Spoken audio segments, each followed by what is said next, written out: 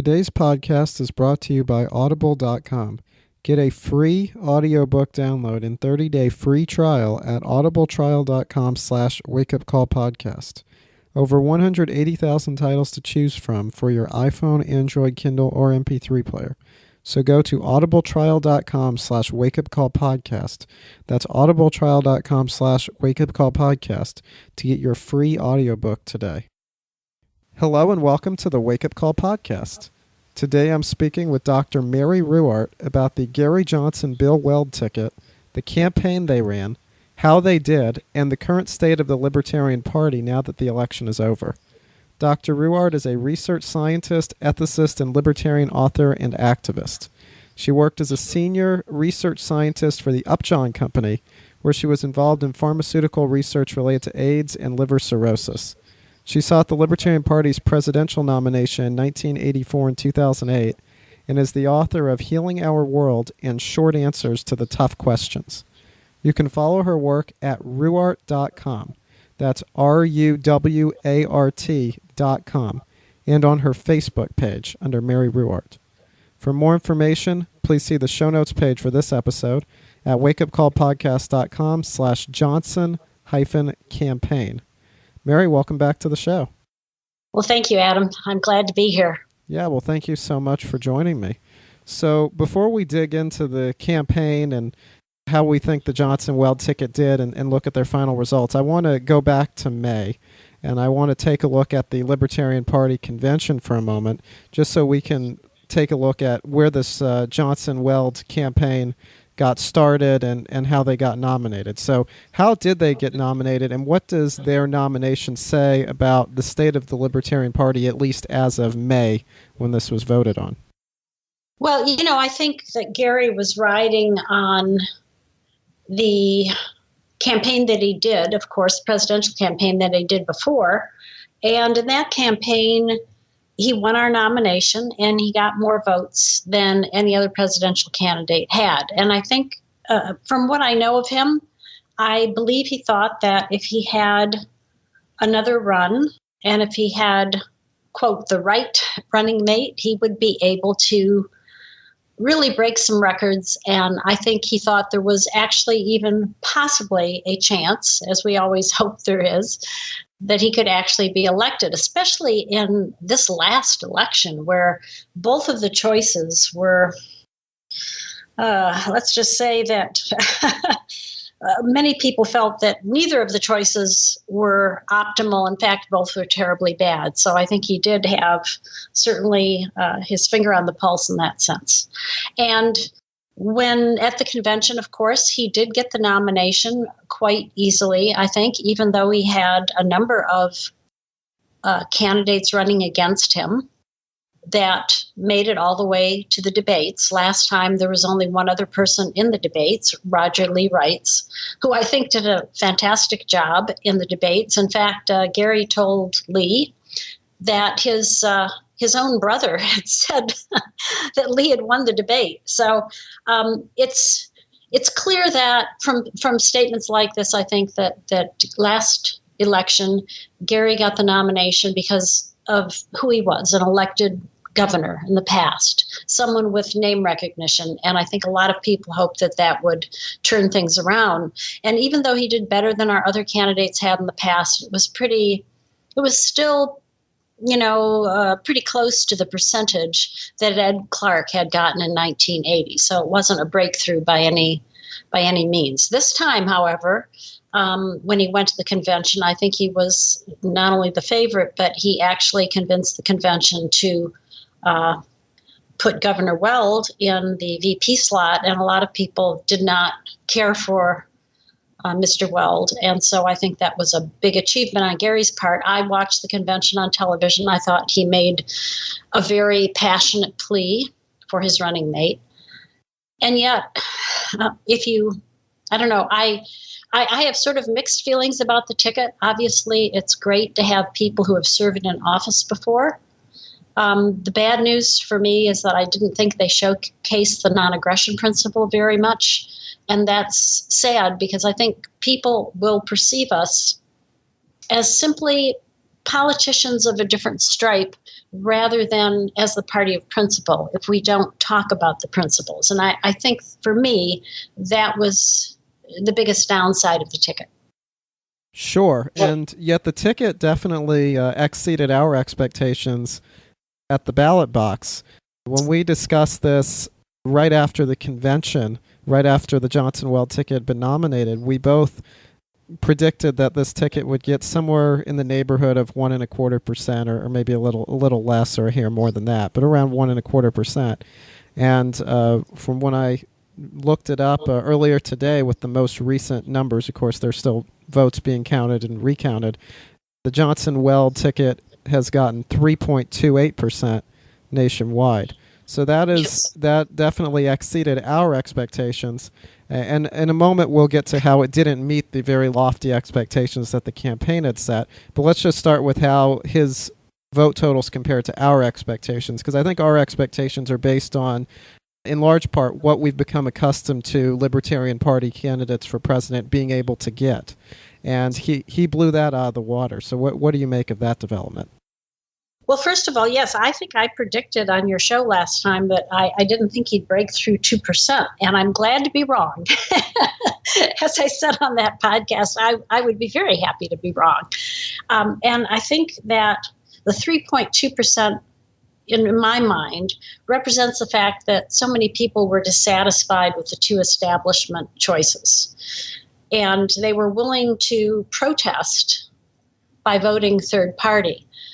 Now, whether they were voting for what they heard from Mr. Johnson and Mr. Weld, of course, I don't know, but I suspect it mostly was a vote for somebody different.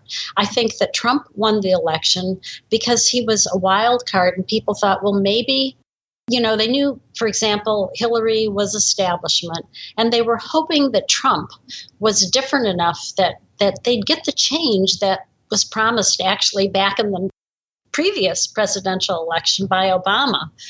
And I think when people pulled the lever for Trump, they were voting for change. And when they didn't see Trump as being that much different from Hillary, I think that they voted for Gary Johnson. So good news for libertarians. We got more votes. Whether that has translated into more membership and more dollars for the party, I don't know at this point. Yeah, and I want to return to that subject of getting more members at the very end of our conversation. But it is hard to figure out exactly where that 3.28% came from. Obviously, there are people who always vote for the Libertarian candidate, and those people, many of them, I assume, voted for the Johnson ticket, and probably a handful didn't. Of course, there are people who don't like Donald Trump and Hillary Clinton to such an extent that they went out and did research on their own time to figure out who else was out there.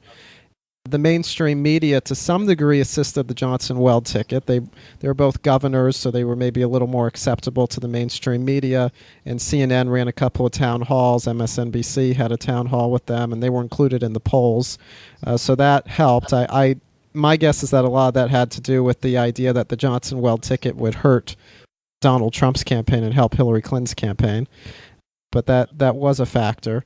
But it is hard to figure out where those votes came from, and I'd like to think that it's because there was an increase in support for libertarianism, but I'm not ready to make that leap. Yeah, I think it's very difficult to tell. Like I said, I think people want change. They know something is wrong, and they feel as if establishment candidates are just going to give them more of the same. And I think, again, this election was a big demonstration of that. I don't think I've ever heard so many voters throw up their hands in despair of the choices they had. So I think that's a big factor. But dissecting out who really voted Libertarian, I think is going to be tough. Yeah. Now, we've talked about how the final results of the Johnson-Weld ticket compared with our expectations, and they greatly exceeded them. But I think it's only appropriate that we talk about how the results matched up to the very lofty goals and expectations that were set forth by the Johnson-Weld ticket and some of the most hardcore supporters and some of the people working on the campaign. Now, we were told that the Johnson-Weld ticket might be able to win. Of course, that never was realistic, but it was being thrown out there. There was the idea, though, that maybe they could get into the debates by getting 15% in national polls. That didn't happen. Possibility of winning a state was thrown about. Now, maybe Evan McMullen's entrance into the race hurt the prospects of winning Utah, which might have been the most likely state to win because of the dislike for Trump there. But still, the ticket didn't break 10% in any states, including Johnson's home state of New Mexico. They failed to get there. The 5% national vote total goal then was thrown out as the expectations were lessened. That didn't happen.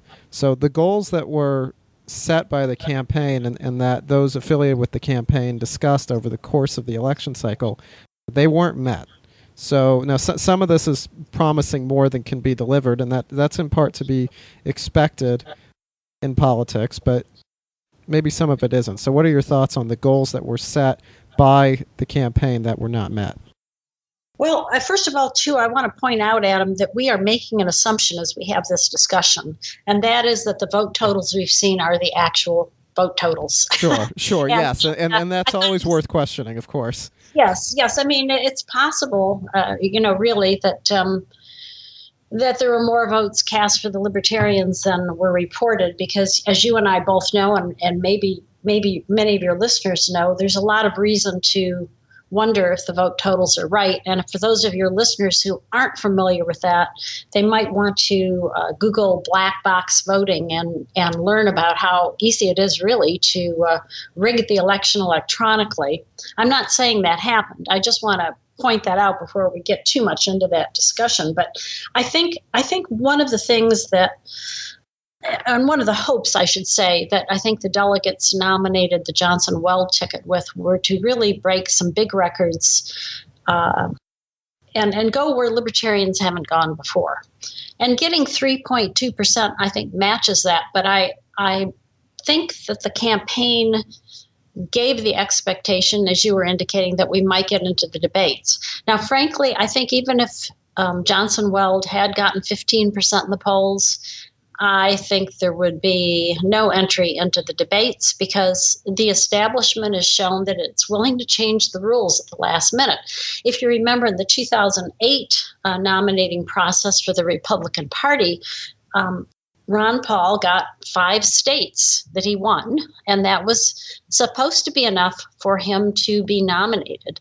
But when he got to the convention, they changed the rules at the last minute. I think they made it 9 states. I may be wrong about the actual number, but they upped the number.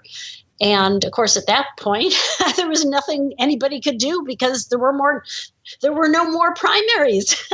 So changing the rules at the last minute, I think, is what would have happened if Gary and his running mate had gotten 15%. So I really never expected them to be in the debates. And I think even with all of the effort that they made, even if they had gotten 20%, I think it would have been tough to expect them to be in the debates. And the reason, of course, is that Libertarians, really are not the kind of people that special interests want in office, because special interests want to be able to buy the legislatures. And if you're a libertarian, that's a lot harder to do, because you don't believe in being bought. You don't believe in the kind of regulations and things that your special interest groups want passed. So this is where libertarians have their biggest problem, I think. Sure. And yeah, I never thought there was any chance of Gary Johnson getting into those debates, although there were some polls that had him in the low double digits at some points during the campaign. So if you assume that the polls are accurate and being fairly run, which is a pretty big assumption, especially when compared to what the results the polls had versus what the final results were as far as the Trump and Clinton portion went. But if you were to operate under that assumption, and you were to operate under the assumption that the 15% rule, as vague as it was in the actual wording that the Commission on Presidential Debates went by, if you assume that they would honor that rule, then at least it was plausible at one time. But I never thought it would happen that his ticket would get into the debates, and I didn't think that Gary Johnson would perform particularly well in those debates if he had gotten in. I feel like the spotlight and the atmosphere would have sort of swallowed him up. But I want to return to the 5% figure I threw out earlier, because one of the things the campaign had repeatedly talked about was getting to 5% of the national popular vote, because then there would be a matching funds check from the federal government that the Libertarian Party would receive. What do you think of this whole idea that a Libertarian Party goal should be getting a federal check? Well, I don't think it's a very good idea. Back about 20 years ago, when I was in the classroom talking to university and high school students, they would always ask me, well, how do we know we can trust you any better than these other politicians? How do we know you'll really cut taxes? How do you convince us that, you're not going to raise them? And I said, well, some of our candidates, our presidential candidates, have qualified for matching funds and they've turned them down. So if we're not going to use your money to get elected, we certainly aren't going to take your money once we are elected. And I always liked saying that because it really set us apart from the other parties. We can't do that anymore because in the last presidential election, Gary Johnson did accept matching funds. So to have the party accept matching funds too, I think would be a mistake. Plus, just from the practical standpoint, some of the earlier candidates who explored this found out that the reporting requirements that you needed to fulfill to get these matching funds were so onerous that you basically used up all the money that you got in matching funds to meet the requirements. So it really wasn't worth it in the long run. So this is kind of typical for a government handout, if you ask me. So I think not only do we violate our principles in doing it, but it really probably doesn't gain us very much. No, and the last time that a party got 5% nationally and accepted the matching funds to go along with it was the Reform Party following Ross Perot's 96 campaign. And in 2000, the Reform Party, they had the benefits of these matching funds. They nominated Pat Buchanan, who was very well known from his 2 prior runs for president as a Republican. And yet Buchanan's ticket got nowhere, and the Reform Party collapsed shortly thereafter. Now, there were, of course, other factors in play. But it does go to show that even if the matching funds are not a violation of your principles, they're not some sort of great quick fix to to somehow be an even bigger national player. Mm-hmm.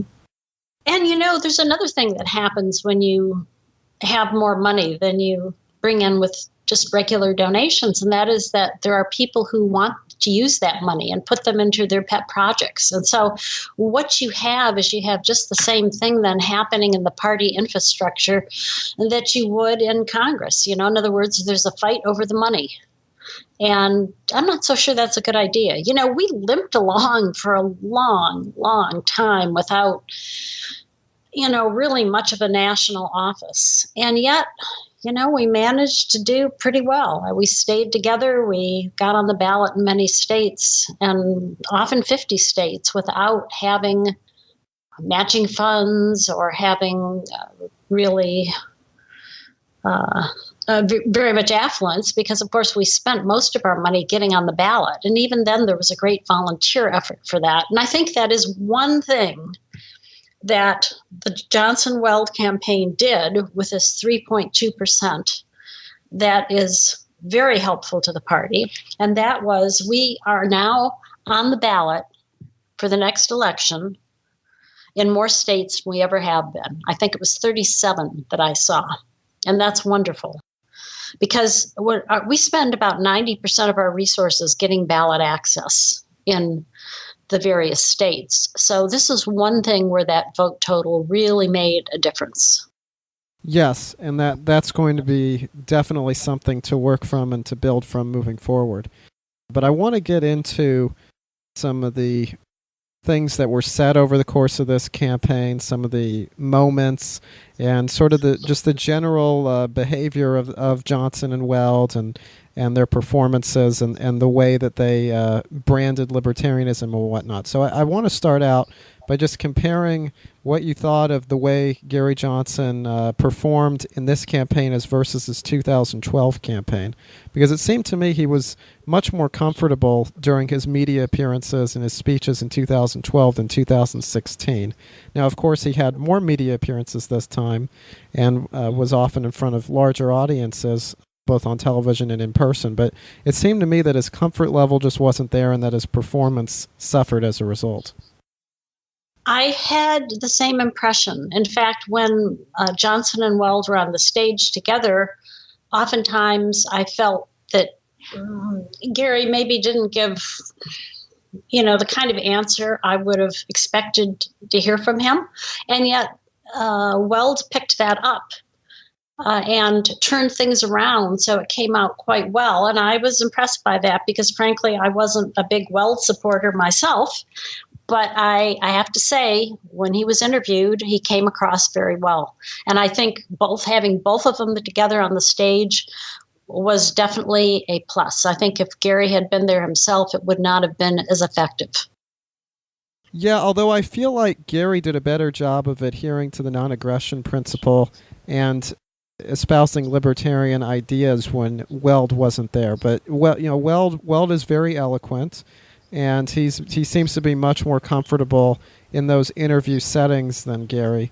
So that did help Gary a little bit, although there were also the questions that followed from a lot of people in the media as to why is Gary at the top of the ticket instead of Weld? Why isn't it reversed? So maybe to some degree the running mate was sort of showing up the main act in those situations too. So I don't know if it helped from that sense. I don't know. I thought Gary did much better last time than he did this time. I definitely agree with you on that. I don't know what the reason would be, but again, there was probably a lot more pressure on this time. So I having having competed for the slot, I can say there's definitely a lot of pressure all around when you're in that position. Sure, and there was a much stronger microscope on him this time, and a much greater focus. So I'm sure that didn't help for Gary, who even though he ran in 2012, he hasn't really spent his whole life in politics, and he hadn't run for office prior to 2012 for a good number of years. So he's just probably not as accustomed to this, and that the increased microscope and pressure that goes along with running a presidential campaign that is gaining some amount of national attention, he probably wasn't ready for that.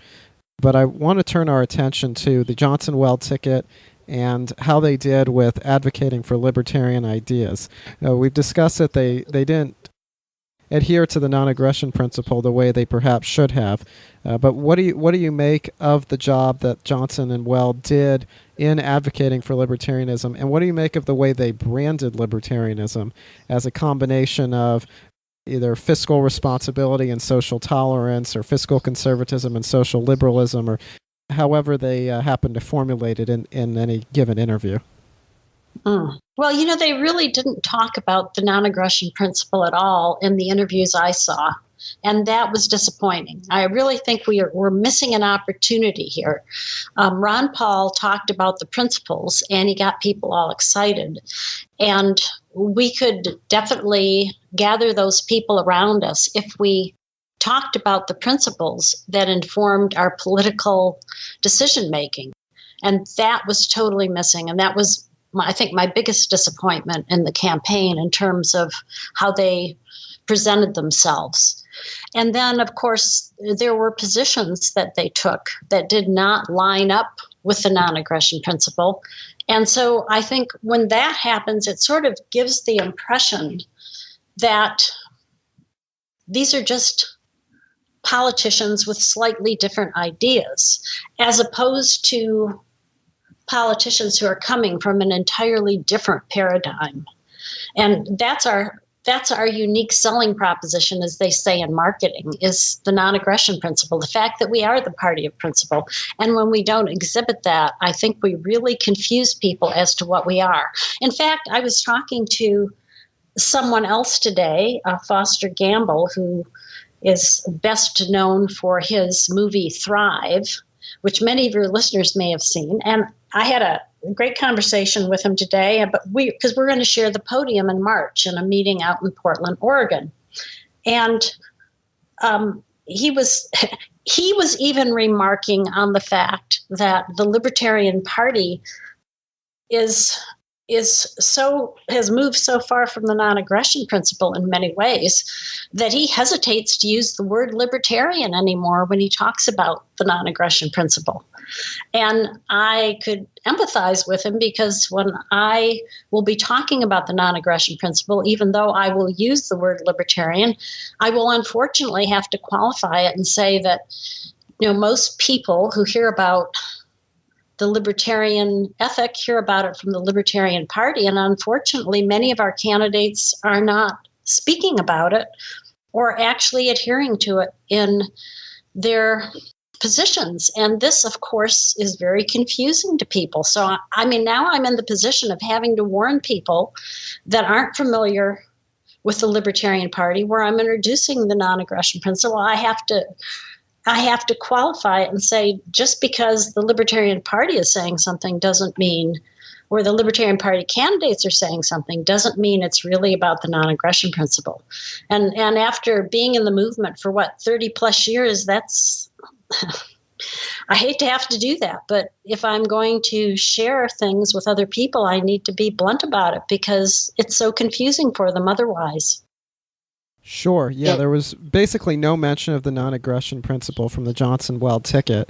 And while there are some good libertarian instincts a lot of the time from Gary Johnson, those instincts are hard to find from Bill Weld.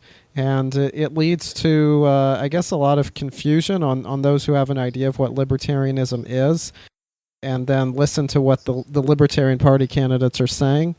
But a lot of the ideas that they were advocating for are just not libertarian. Bill Weld had this idea to have a 1,000-person FBI task force as a way to deal with potential, I guess, terrorism, quote-unquote, domestic terrorism issues. Then there's the whole idea of the fair tax that Johnson was promoting, and of course, Bill Weld didn't agree with the fair tax. He wanted to keep the IRS in place. Then there were some of their stances on foreign policy issues. Of course, last time we talked about how at the debate at the convention, Gary Johnson seemed to support the use of the atomic bomb as on Japan in the 1940s, and he also gave support for that in an interview on CNN around that time. There were just so many instances of this ticket not advocating for libertarian ideas, whether they mention the non-aggression principle or not. They weren't applying the non-aggression principle. That's right. And that's, for me, that was so disappointing, because I see the party moving away from what has made it great. And I say made it great. People probably are confused by that, because your listeners might be saying, but we're not electing anybody. But actually, that isn't really true. We've elected about 800 to 1,000 people at any one time in lower office. But the thing is, our ideas are being spread. The incredible movement that Ron Paul inspired by talking about these principles is an indication that the country is ready for this. And just at the time when the country is finally ready to listen to our ideas, we're trying to play, establishment light. It just isn't going to work for us. It's so sad. I have to chuckle a little bit, because otherwise I'm going to cry, because it's just, it's so tragic to see. The good news is that the libertarian movement is much bigger now than the Libertarian Party. For most of the years that I have been in the movement, going into the Libertarian Party was the first step. But that's not true anymore. There's so many other organizations out there that can bring you into the liberty funnel, so to speak. And that's a good thing, because the Libertarian Party is no longer the party of principle in my mind. Everybody, stop what you're doing right now and go to audibletrial.com/wakeupcallpodcast. That's because as a listener of the Wake Up Call podcast, you get a free audiobook download from Audible when you sign up for one of their free 30-day trials. And you get to keep your free audiobook regardless of whether you end up getting a paid subscription. And appropriate for today's episode, 2 books by today's guest, Dr. Mary Ruwart, are available via this trial: Healing Our World and Short Answers to the Tough Questions. But you can choose from any of the over 180,000 audiobooks Audible has to offer ranging from science fiction, mysteries, history books, business and entrepreneurship books, and more. To download your free audiobook right now, go to audibletrial.com/wakeupcallpodcast. Again, that's audibletrial.com/wakeupcallpodcast to get your free, did I mention it's free, audiobook right now. Right, and we also saw with Ron Paul's campaigns as a Republican candidate in 2008 and 2012 that two of the issues that he talked about the most, maybe these were the two issues they did talk about the most, and that most excited his supporters and were most successful in bringing in new supporters, were the way he discussed the war and peace issue in U.S. foreign policy and the way he discussed the central bank of the United States, the Federal Reserve. Mm-hmm. And those are issues that can really fire up people and, at least to me, should be really sort of the core, or at least a significant part of the core of any libertarian campaign for office. And yet Gary Johnson and Bill Weld, I don't think ever discussed the Federal Reserve. And to the extent that they discussed foreign policy, a lot of the time they were not giving a non-interventionist message in that area. So that was not necessarily surprising, but disappointing for sure. Well, it's interesting because when we're running local campaigns, we're always encouraged to pick, 1 to 3 issues to really talk about and showcase, our libertarian viewpoint. And depending on the arena that you're working in, obviously, you choose issues accordingly. And I think that's one thing I got the impression that the Johnson-Weld ticket didn't actually do. I don't think they picked the issues that they really wanted to focus on. So when they were interviewed, instead of pressing their point and making a case for their agenda, they actually kind of let the interviewers take them down the road that the reporters wanted to go down, as opposed to talking about the things that mattered to them. That's the impression I got. And that's one of the things running for a local candidate a lot that I've noticed is you really have to have a strong feeling about what points you want to make and make sure you get them out there. And I didn't see that in the Johnson-Weld campaign. And if the interviewers' underlying premises are incorrect, then you have to challenge those. You can't just build off of their incorrect premises. You have to challenge those and then voice the libertarian position. But one issue where the Johnson-Weld ticket, especially Gary Johnson, placed some emphasis was on the drug war. But even there, it seemed to me he was boiling it down to just, well, marijuana should be legalized, small quantities and taxed. And they gave some confusing positions on this. There was a CNN town hall where someone asked him about heroin, and he gave a very rambling and incoherent answer. It sounded like it was in defense of legalizing heroin, and then you get to the end and he says that, well, his campaign is only in favor of legalizing marijuana and not other illegal drugs.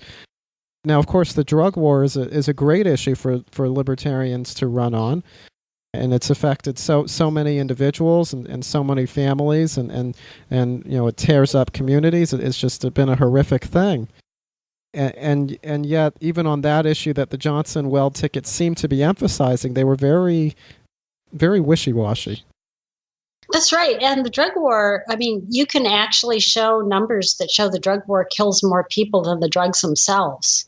And so it's such a great issue. Plus, in the drug war, the people of color are penalized much more than white people are. That's another great issue that, we could talk about and show how much discrimination there is in that arena. It's just mind-boggling to me that our candidates in recent years, I'd say the last 3 elections, have been hesitant to call for an end of the war on drugs. And I just find that appalling, because in the countries where they've totally legalized or at least decriminalized all drugs, the number of teenagers that are using are way down. In other words, if you want to protect our children, you get rid of the war on drugs and take the profit out of it for the pushers so they leave the schools. It's pretty obvious. And yet none of those arguments are made. And that's, again, why it was so disappointing to hear the kind of things you're describing. Sure. And I want to remind everybody to go to the show notes page, wakeupcallpodcast.com/Johnson-campaign, because I spoke with Dr. Mark Thornton about the heroin issue a few months ago, and he has a lot of great information about that, and he talks about how the war on drugs leads to these harder drugs, including heroin, having greater potency when they reach consumers via the black market, as well as having poor quality control and having all sorts of toxic chemical mixtures when they reach individuals on the black market. So I really want to encourage everybody to listen to that interview. There's some great information in there.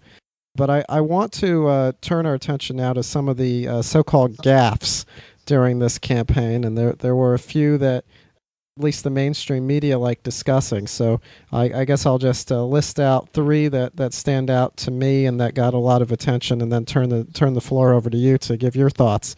But at a CNN town hall with Chris Cuomo towards the beginning of the campaign, they were playing a word association game, and Gary Johnson referred to Hillary Clinton as a wonderful public servant. That seemed like an odd way to to run a campaign and describe one of the opponents. During an interview on MSNBC, Mike Barnicle on Morning Joe asked Gary Johnson a question about the humanitarian crisis in Aleppo in Syria, and Gary Johnson's response was, "What's Aleppo?" So there was a lot of discussion about that. And then one that I didn't think was really a gaffe at all, although Gary didn't handle this very well, but during a town hall on MSNBC, Chris Matthews asked Gary Johnson to name a foreign leader he admired. And now, this should be a very tough question for libertarians to answer because there really aren't many, if any, libertarian foreign leaders. But the way Gary Johnson reacted to that question, and Weld answered Angela Merkel, of course, has her own issues. Then Johnson eventually stumbled onto a former president of Mexico, and Weld filled in the blank for him as Vicente Fox.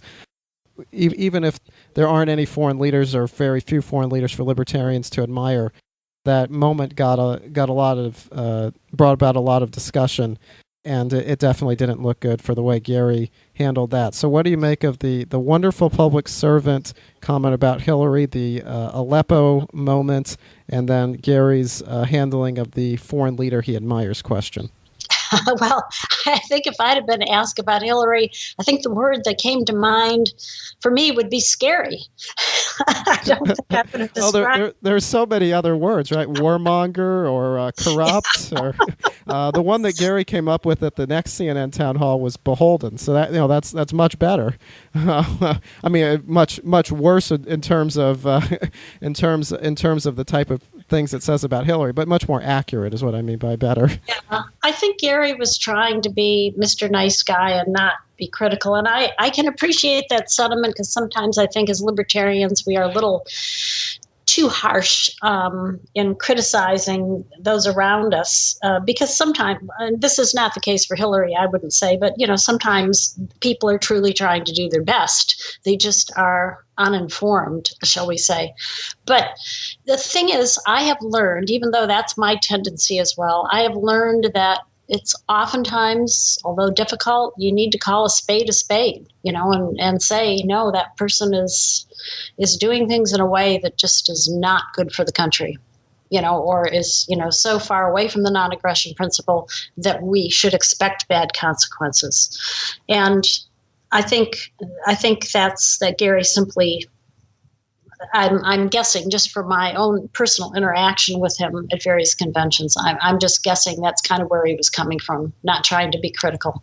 And again, I have to say I have been guilty of that as well, and I hopefully have learned my lesson. As far as the Aleppo comment, well, that's one thing I think that it's a big challenge when you're running for office of any kind, is to keep up with the news and to keep up with every little thing. And I think maybe Gary didn't actually hear the question correctly, because it sounded like he heard Aleppo instead of Leppo, if you know what I'm saying. So he may have just gotten confused on that. I don't know. I don't understand where he was coming from on that. And then what was the third thing that you? The foreign leader he admires. Oh, question. yes. I probably would have said, I'm not sure there is one because it's really hard to find a foreign leader that you admire that's in office right now, because most of them are not very big supporters of the non-aggression principle. I certainly wouldn't have done what they did, which is name people that really are not promoters of the non-aggression principle. It's hard, like I said, it's hard for me to claim admiration for a leader that really doesn't go down the non-aggression path. Sure, and it's an odd question to ask libertarians, because by and large, we don't really admire political leaders. That's just not really something that goes along with libertarianism. No. But I do want to have two comments on these gaffes, and then I want to ask you about some stuff that Weld said. As far as the name association thing, I think some of it is Gary wanting to not criticize others and trying to be nice and try to portray himself as sort of the sensible option. And up against Donald Trump and Hillary Clinton, it should be pretty easy to portray yourself as the sensible option, quite frankly. But I will say that he and Weld had very nice things to say about Hillary and about Barack Obama during that portion of the town hall, and yet were rather critical of Donald Trump. So it just seemed odd to me, if you're going to be playing the Mr. Nice Guy card, that they would attack Trump and not attack Hillary and Obama. And as far as the Aleppo moment, I do have to give Johnson some credit. Now, I think he should know where Aleppo is, and he should at least have enough knowledge of what's going on in the world to not have to ask what's Aleppo and to be able to give an answer. But after Mike Barnacle explained to him what Aleppo is, and it was sort of an oddly phrased question from Mike Barnacle, anyways, after that, Gary Johnson did give a decent answer about the reasons to advocate for non-interventionist foreign policy as relates to Syria. So that at least, even though that part didn't get much attention, at least he was able to spin that into giving an answer that was far more in line with libertarianism than a lot of the answers that came from that campaign as relates to foreign policy. So at least not all was lost there. But I want to turn our attention to some questionable things that Bill Weld said, and I'm going to read a quote here after I explain the situation. But Weld was on Rachel Maddow's show, but maybe a week before the election on MSNBC. It seems like MSNBC keeps popping up here. And Weld was asked about what voters in swing states should do, if they should vote for Gary Johnson and Bill Weld, or if they should vote for Hillary Clinton out of fear about Donald Trump winning their states and getting elected. And he would not commit to giving an answer there. Very, very odd. When you're on a ticket for president, you'd think the obvious answer would be vote for my ticket. Yes. And then also, this was right around the time where the Hillary Clinton email scandal had come back into the news cycle, and Jim Comey, the FBI director, had written that letter to Congress saying that the investigation was being reopened. And here is an exact quote from Bill Weld in regards to that and his take. Well, I'm here vouching for Mrs. Clinton, and I think it's high time somebody did. And I'm doing it based on my personal experience with her, and I think she deserves to have people vouch for her other than members of the Democratic National Committee. So I'm here to do that. So wow. that's a lot of stuff. But Weld not committing to saying that swing state voters should pick his ticket, and Weld vouching for Hillary Clinton. Yeah, I that unfortunately, that was probably, for me, one of the most disappointing parts of the campaign, to hear that. Because I had been getting pretty good vibes from Weld for most of the time when he and Gary were together. Although, there were some things I didn't like, but for the most part, I was, let me say this, I expected worse. And I was pleased that it wasn't. But that was really bad. I mean, when you're running for president and people ask you, who do you vote for? You tell them, you vote for us. And if you're not confident in your campaign enough to be able to say that, then, why bother? Exactly. And okay, I mean, I really don't think it's appropriate to, again, you're running against someone. I just don't think it's appropriate to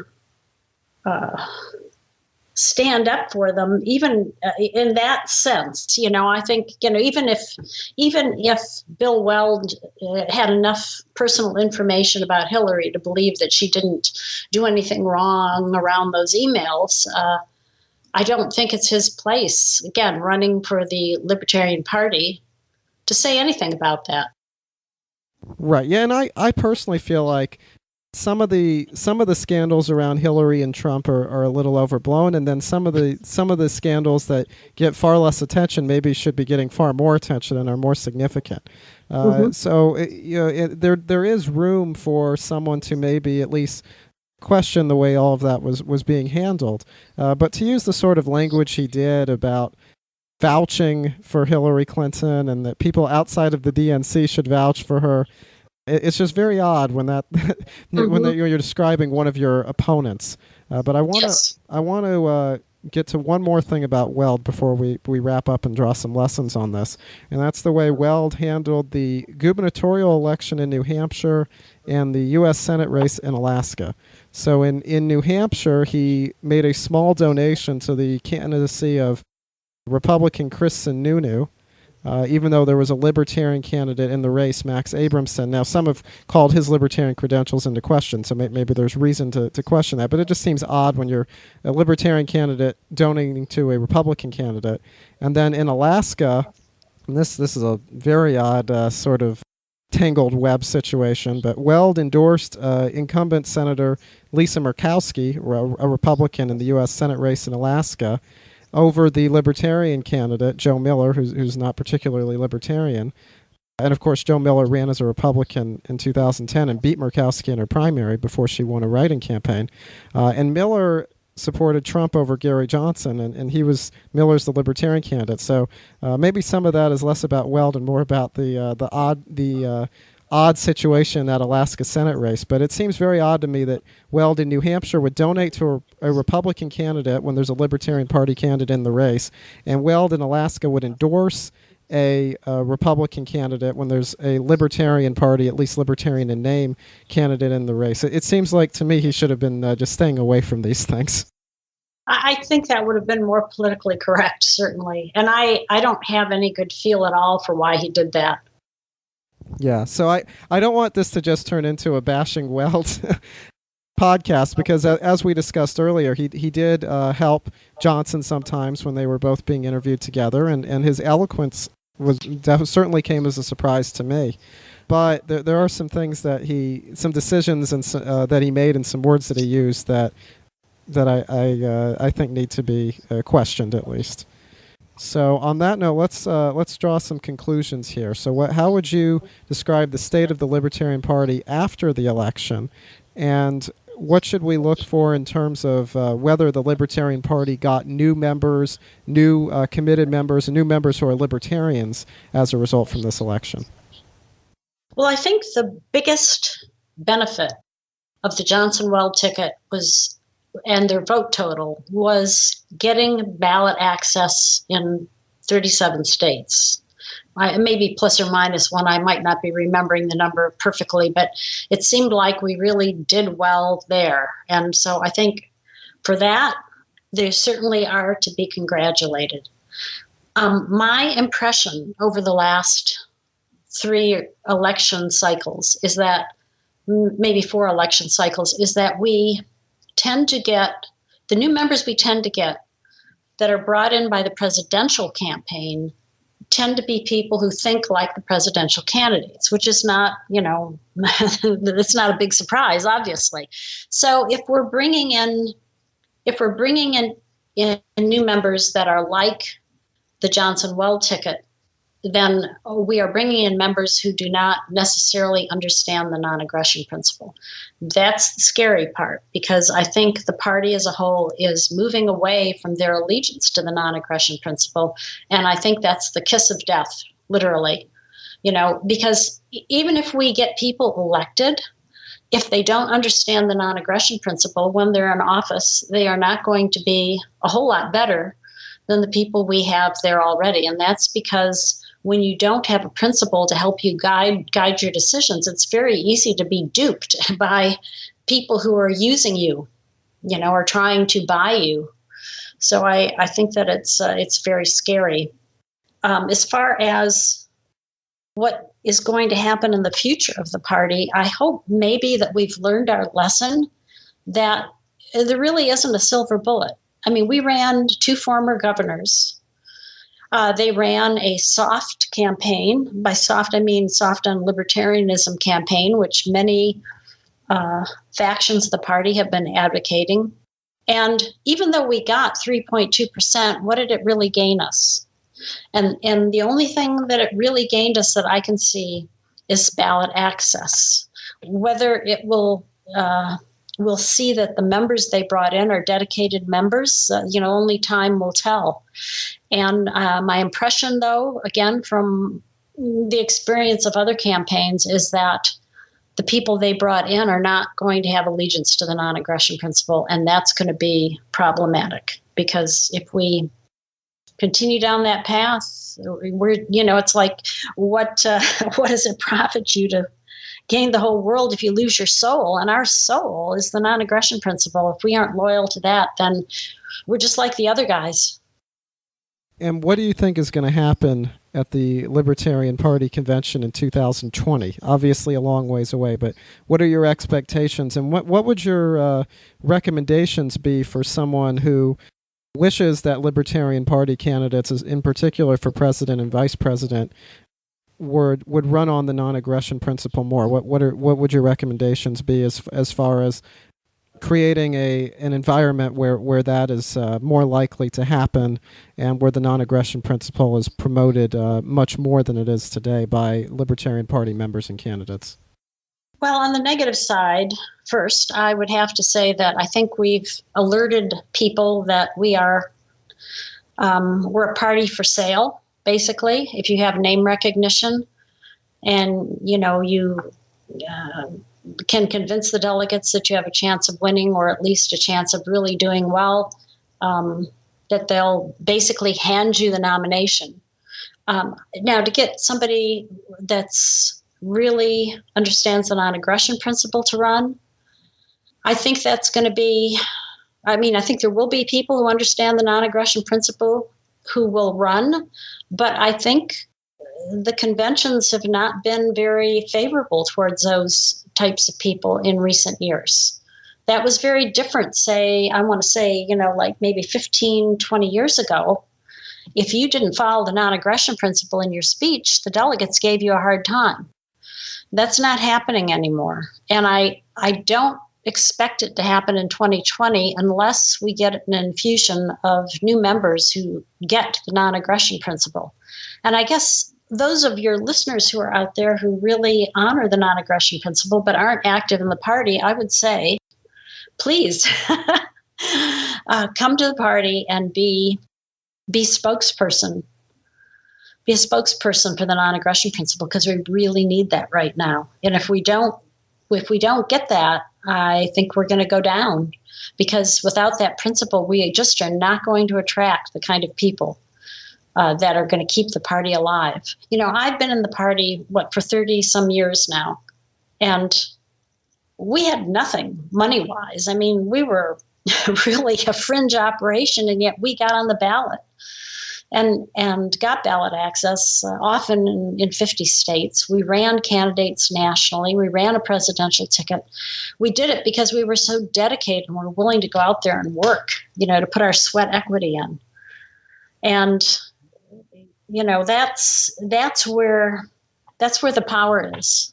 It doesn't come from, having a few extra dollars in the bank. It comes from the dedication of the members. And it's hard to be dedicated when there's no principle that you're upholding, when there's no banner you're upholding. When you can't say you're the party of principle, it's, you're not going to get out there and spend all those hours. So I guess I would invite your listeners, if they really honor the non-aggression principle, get active in the party and turn it back around.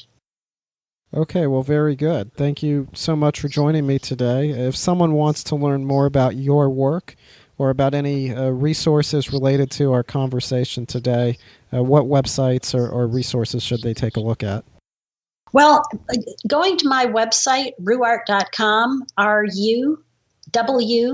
art.com is a great place to start because I have a free library there with the 1993 edition of Healing Our World that can be read online or downloaded. And I've got excerpts from short answers there. We now have digital and audio editions of both books. And of course, you can sign up for my newsletter and get postings about different aspects of liberty. So I'd start there. And of course, there's so much out there to go for. Certainly go to the Libertarian Party site, lp.org, and check it out too. Okay, great. And I know this has already been a long conversation, but can you take a minute or two to talk about the book that you're working on right now about the FDA? Yes, it's called Death by Regulation, How We Were Robbed of a Golden Age of Health and How We Can Reclaim it.